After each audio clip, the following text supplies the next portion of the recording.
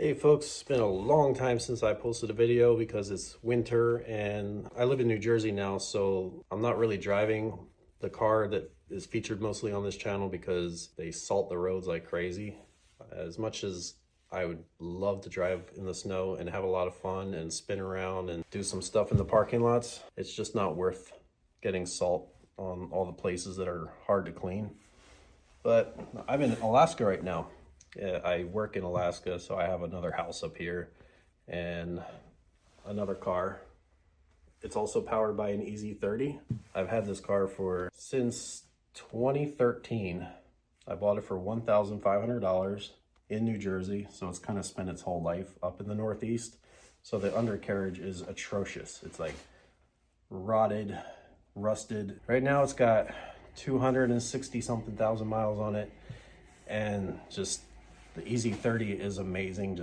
I was just remarking that like a week ago when I got in the car, I'm like, wow, this engine is like perfectly smooth for a car that's this old with this many miles. I think it's gonna make it past 300,000 miles, hopefully. That's my goal.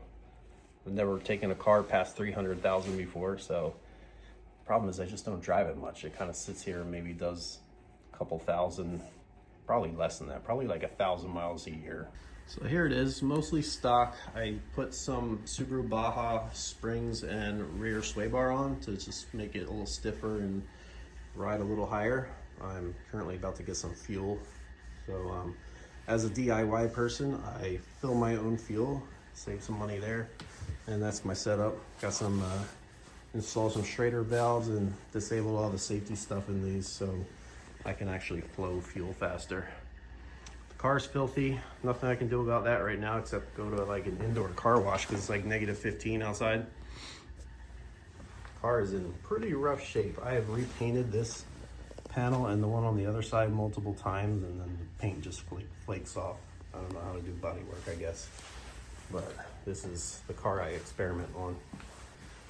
Other modifications, well, okay, those are 2008 wheels for my other car. So they're gonna live on there forever. HID headlights from Japan.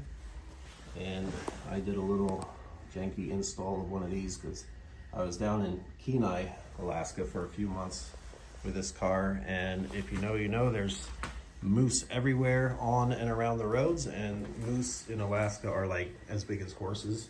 So if you hit one, you're probably gonna destroy your car. So under the hood, we see the beautiful EZ30D engine and brand new battery. Just recently, top of the radiator started failing, like these little things that pinch down the polymer part on top. I've kind of like given out, so it's leaking out the top. New radiator over here, made by Denso, so it should be like the OEM product. So there's the mileage there, 265. Have a aftermarket stereo with CarPlay, but other than that, mostly stock. I do have like a mirror from a later model Subaru, but I'm gonna start it up now.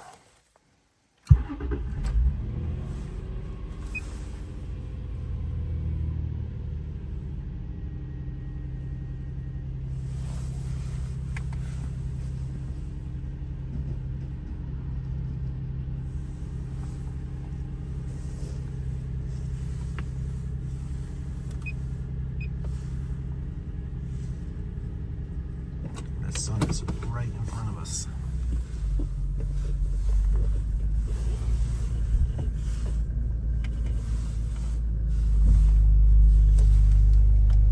Currently showing a temperature of 55. That's what it was in the garage. That's going to drop really quick.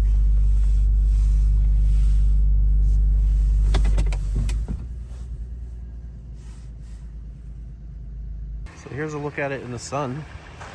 I actually installed this thing in here so I can like plug in my car. It's hooked up to a block heater and a battery blanket warmer. And sometimes you forget you're plugged in and you back out of your parking spot and it yanked the thing out of my bumper, so it doesn't look nice anymore.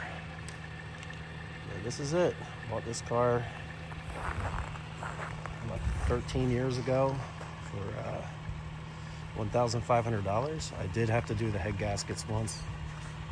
And it was nighttime. I was trying to get to my campsite. It was just getting dark.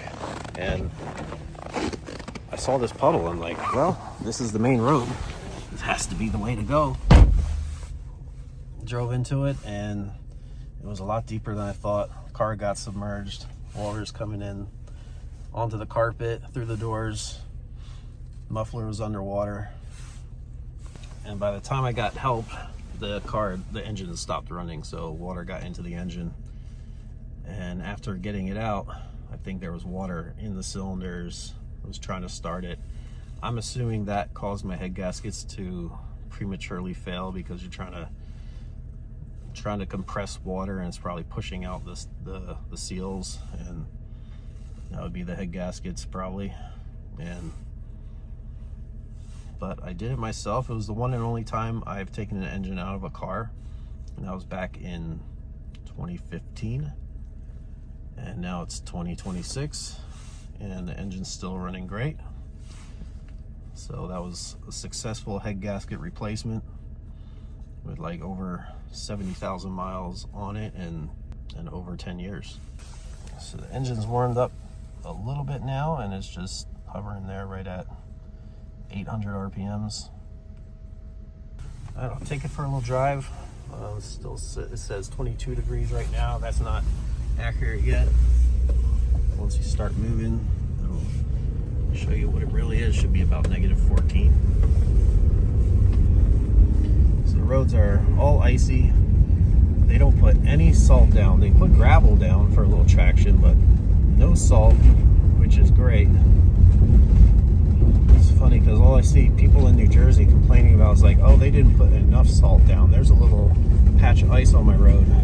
The county is getting really lazy or whatever and not putting enough salt. And I'm like arguing like salt kills your cars, and they're like, oh, well, it's better than getting into an accident, blah, blah, blah. So I guess people in New Jersey think that you will get into an accident if you don't put salt down.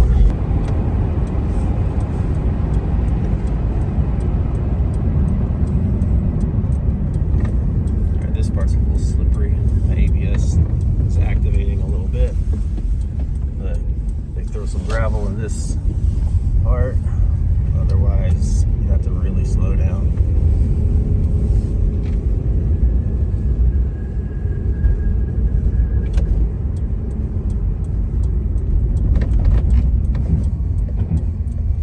Again,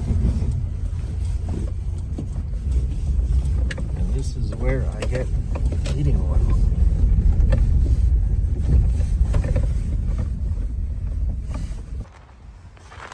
It's a little expensive right now, $3.14 a gallon, but I'm going to use my Costco card and get 4% cash back on heating my house.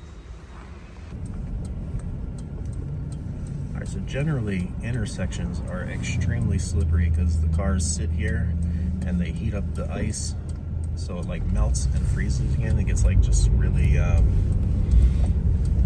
really polished, I guess.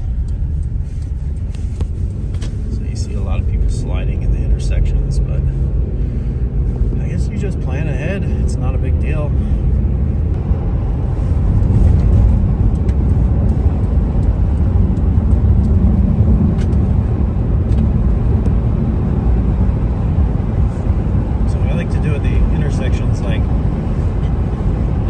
Slippery, and it's kind of like it's kind of a game to see how fast I can accelerate when it's really slippery. And this car